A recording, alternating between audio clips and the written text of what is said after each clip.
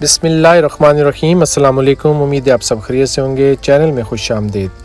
नाज़रीन, आप स्क्रीन पे मुलाज़ा फरमा रहे हैं पाकिस्तान आर्मी ऑफ़िसर जो है वो मीडिया पर्सन इमरान रियाज़ ख़ान साहब बड़े ज़बरदस्त एंकर हैं और बड़े मुहब्ब वतन हैं। अपने पाक आर्मी से, पाक आर्मी के ऑफ़िसर से गले मिल रहे हैं।